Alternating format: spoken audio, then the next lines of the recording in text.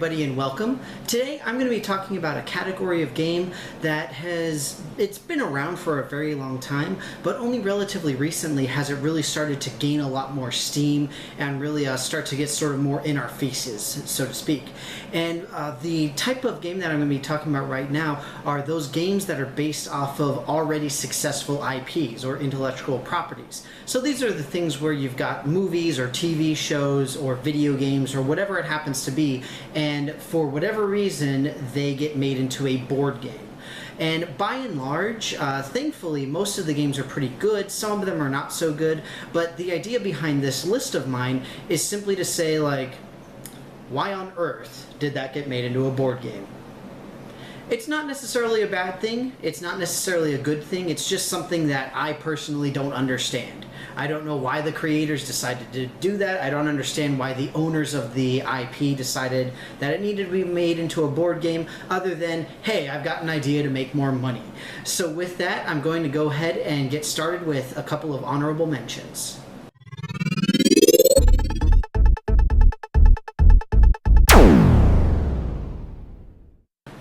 First up for my honorable mentions is actually an extremely broad category. It isn't any one specific IP, but rather a single IP that ends up getting applied to many other different things. And what I'm talking about is trivia games. For these purposes, I have the Big Bang Theory trivia game. And essentially what it boils down to is you have some popular IP of some sort, and it gets slapped into a trivia game of some sort. So most commonly you would see Trivial Pursuit, the actual Trivial Pursuit game, just with the layer of whatever it happened to be. All right, so essentially, this particular honorable mention is not necessarily an individual IP, but rather the way IPs are treated in some ways. So you've got things like Clue and Monopoly, and then the trivia games. You've got things like Seen It. All of these types of games only serve to capitalize on that particular IP. It doesn't necessarily mean they're good games. It also doesn't even necessarily mean that you can win even if you know your stuff. For example, the stuff like Clue and Monopoly and things like that, all that it boils down to is it ends up being the exact same game with different names of stuff. It really doesn't add or take away anything from the game on which it was based. Okay?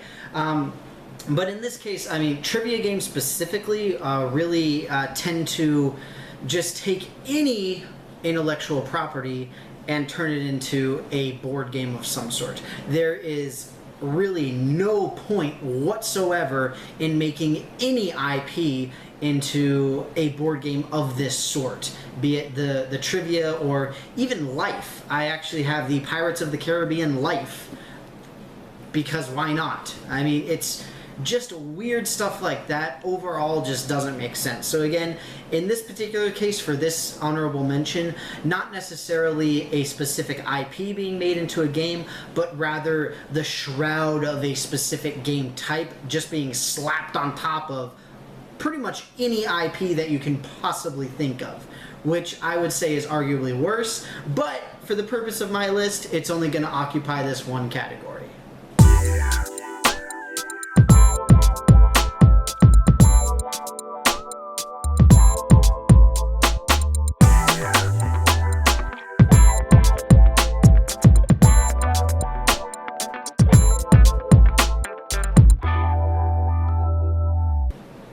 My second honorable mention is an IP that pretty much everybody on the entire planet is familiar with in some form or another, and that is Star Wars. Now, the reason that this is just an honorable mention and not on the main list for me is because I simply expect this kind of thing from the Star Wars IP. I expect that anytime something new comes out, Star Wars is gonna get on top of it. I mean, you can buy Star Wars pretty much anything at this point. You can buy Star Wars kitchen supplies, because why not? I mean, it's just ludicrous at this point. But again, just because I don't personally think that a particular IP should have been made into a game doesn't mean it's bad. For this purpose, in this case, the X-Wing Miniatures game is actually a great game. It's a lot of fun, and it's actually very unique. The thing is that I just look at it and I'm like, you know, you could have made this into a unique property all its own, some unique space battle type game, and you wouldn't need the Star Wars signature on it. You really don't.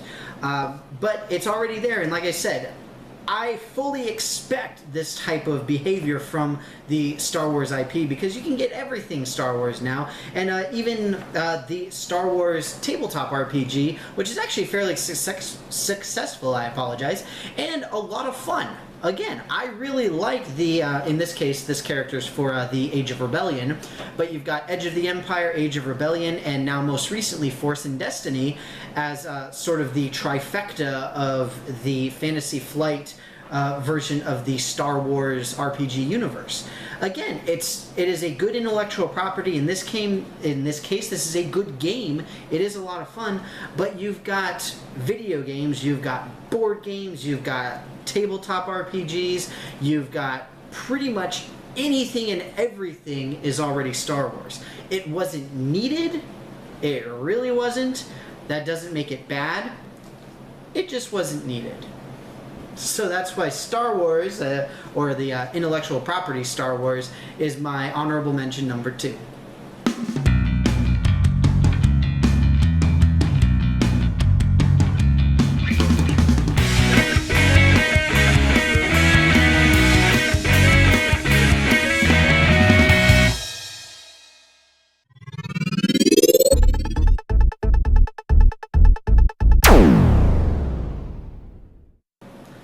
At number 5, I have sort of a combination of two major intellectual properties that they haven't merged or anything like that, but just in general. And the example I have is Marvel Legendary.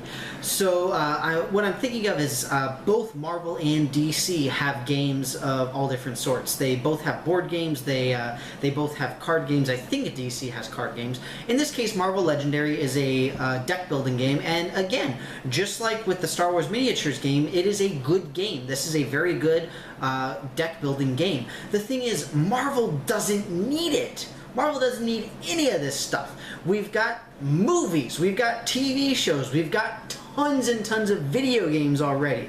Not to mention animated series in addition to the regular TV shows, but it's just ridiculous. And again, just like Star Wars, it's these guys just sort of branching out and getting their tendrils in wherever they can, right? Again, though, similarly to the Miniatures game, we actually get pretty lucky because at least this Marvel one, Marvel Legendary, is a good game. There are plenty of DC-based board games as well. So we've got most recently, I think it's called Escape from Arkham City, I believe is the name of it. I haven't personally played it, but I've heard good things about it from the DC standpoint.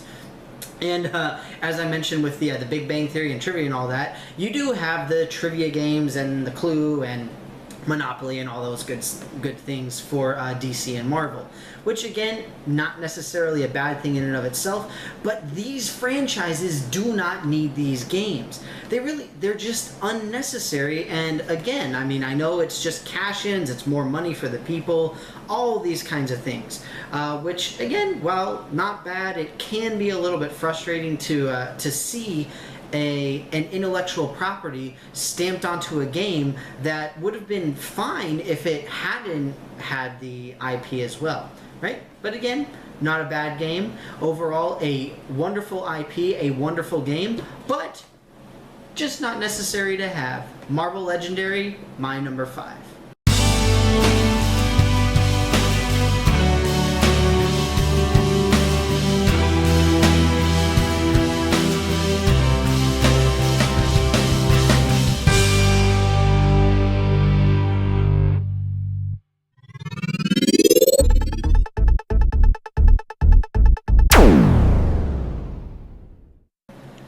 At number 4, I have another game that's based off of comics of sorts, and in this case, the graphic novel of The Walking Dead.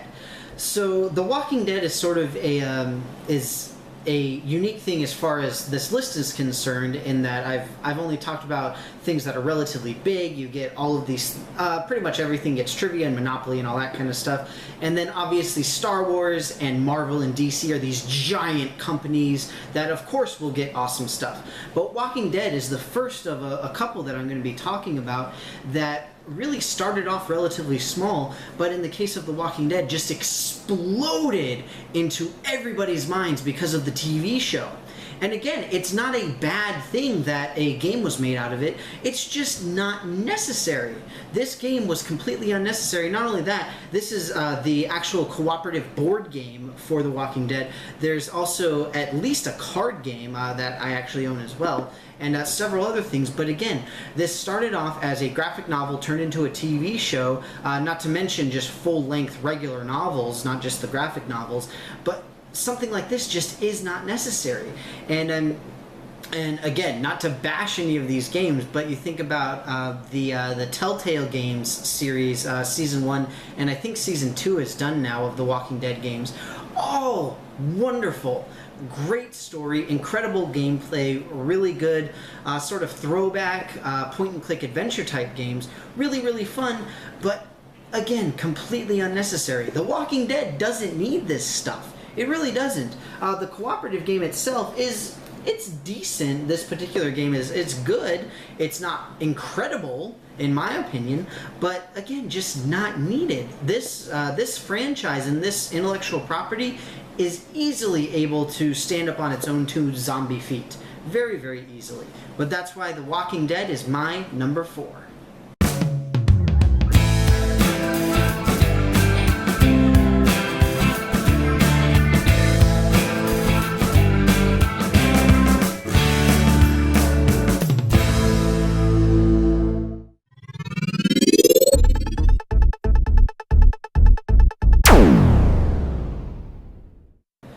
Number 3, I have another game that's similar in some senses to The Walking Dead, where it started off as books and that kind of stuff and then moved into TV. The game itself is A Game of Thrones. I have talked many, many, many times about A Game of Thrones, the board game itself. And again, I love this game. It is very, very exciting. It's very fun. It's a wonderful game. And again, the Game of Thrones itself started off as a book series, got this incredibly popular TV show, which is, again, not a bad thing, and then got a board game, as well as several other game types. And it's just, Again, I know all of these things are just sort of cash-ins by these creators and everything, but it's just so unnecessary. We all could have lived perfectly happy, well, and good lives without A Game of Thrones, the board game. We easily could have. That said, it is a wonderful game. It is a good game. So it's kind of making me torn between the two. I like the game, but again, just like something like the X-Wing miniatures game, this type of game could have been put onto an original IP by, in this case, Fantasy Flight, which is a wonderful game design company, and and they actually get an awful lot of these IP deals. It's kind of ridiculous, but anyway. In this particular case, it could have done that, it could have gone that route, but using the already established Game of Thrones houses, the characters, all of that kind of stuff, the shenanigans, as you might say, was so much easier on the design, I would imagine, that it just made the game itself that much easier to make and that much more fun to play, because a lot of people can recognize it. Again, completely unnecessary. There is no reason for this game to exist other than the fact that the franchise itself and the property itself got so popular that they knew it would be able to sell. But either way, still a good game, still a wonderful IP. That is why A Game of Thrones is my number 3.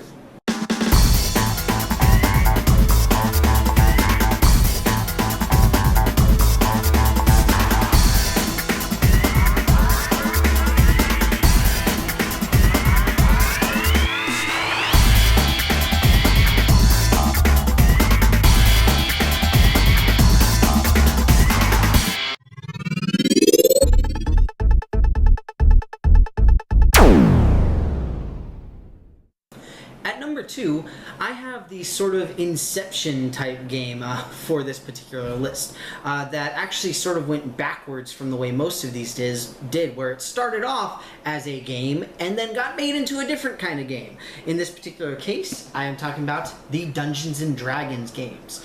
So I'm sure all of you are fully aware that Dungeons and Dragons is this massive RPG game that was started decades ago, and it has been growing ever since. 5th edition just recently got released, and we have a lot of these types of games. In this case, I have the Legend of Drizzt.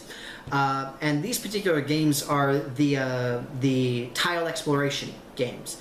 And the idea behind them is that it took the principles of the RPG and sort of eliminated a lot of the like the pencil and paper type of aspects to it, which in my opinion actually sort of does a disservice to the IP itself. Again, don't get me wrong, this game itself and the other games like it, like the Castle Ravenloft, and I don't remember the one with the dragon, but then there's also the Lords of Waterdeep, which is not a tile exploration, it's a different type of game entirely. But I think the biggest thing with this, as well as the Game of Thrones, which I just talked about, is just that the backstory that is contained in these properties is so massive that it just sort of lends itself pretty well to this type of format, because you already have a lot of that intrigue and sort of sustenance and everything built in to the property already, so you don't have to worry about it as much. But again, part of the issue I have, particularly with these games, is that they started off as games and then moved into another format, which I personally really don't see the point of. Because the thing is, if you don't like Dungeons and Dragons as an RPG, you're not going to like the Dungeons and Dragons board game, because it is very, very, very similar. And it just sort of boggles my mind that that these games were released. Again, they're good. I have played them, but most people, when they see that the title Dungeons and Dragons, that's probably going to put a lot of people off simply because of that, because everybody knows sort of what everything's associated with and all that kind of stuff. But yeah, I mean, overall, still good games, not just game, but games, but definitely unnecessary as a board game. The Dungeons and Dragons board game series is my collective number 2.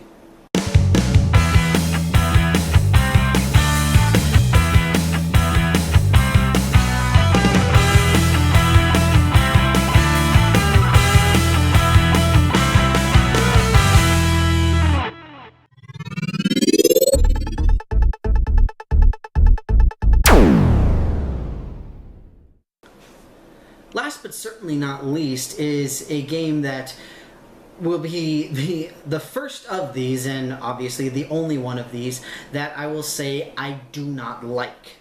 And this is the type of game that makes me the most upset with this type of transition from an IP into a board game. It's like, it is a very, very clear cash-in by the people who own the property, the designers, the creators, whatever you want to say. And the problem is, suckers like me who really enjoy these properties buy the games, and then it's like, really? In this case, the game is Dexter, the board game. So this is unfortunately not Dexter's Laboratory, the game, which would actually probably be pretty cool, but rather this one being Dexter, based off of the TV show, which is based off of the novels. Which, again, just like Walking Dead and Game of Thrones, great books turned into wonderful TV shows, although the last season kind of sucked, but don't tell them I said that. In this particular case, this game is terrible. I'll just say that right now. I talked about it on my my list of board gaming dislikes, that the things I don't like about games, and there was a very good reason that this game was at the top. It's because this game overall is poorly designed, it's not fun, and it is such a clear and blatant cash-in on the property that it's just not even funny. I mean, it's just ridiculous. The most hilarious thing about this is nowhere inside of this box will you see a picture of Dexter. Probably because he wanted too much money, so they couldn't use his image. And in that sense, it's just hilarious because that just makes it so much more obvious to me what this game was designed as. And again, it is a poorly designed game. It's not fun to play. It uses the dice-based movement mechanic, which was the thing I had for my board gaming dislikes. And the game itself just doesn't feel like you are in the TV show or the novels or anything like that. A lot of the stuff is very arbitrary, it makes no sense, and by far, Dexter as a whole did not need any sort of game. It doesn't make sense to have Dexter as a board game or a video game or anything else for that matter. It just does not work for the way that the character is. But maybe I'm reading too much into it. Again, I understand it's primarily just a cash-in. And certainly they cashed in on me, which I'm very sad to say.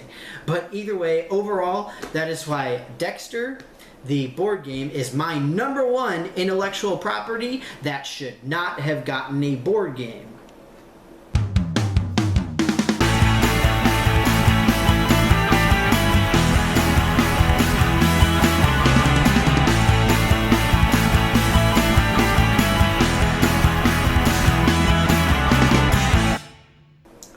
So that's it for me, everybody. I hope that you enjoyed my little video on my top 5 and honorable mentions for intellectual properties that really didn't need a board game, but got one anyway.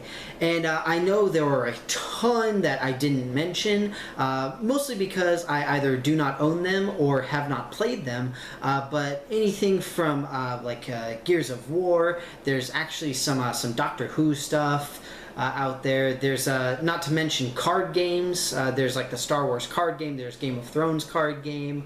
All the stuff with like Warhammer 40K, which again started off as miniatures, moved into board gaming realms. All sorts of craziness. Again, plenty that I didn't mention. Fully aware of it, don't worry. If you have a particularly liked or disliked intellectual property-based board game, feel free to put it in the comments below. If you think I'm completely wrong, completely right, partially, either way, again, put it in the comments. Let me know what you all think. And with that, thank you very much again for watching, and I will see you next time. That's it for my top 5 intellectual property-based board games that were completely and utterly unnecessary. Once again, please put your favorites and least favorites in the comments below. I would love to hear about more of these types of games. In addition, if you want to see more of my videos, you can see several of them linked up at the top of the screen. And if you want to see more of me in the future, go ahead and click on that big giant subscribe button. With that, thank you once again, and I will see you next time.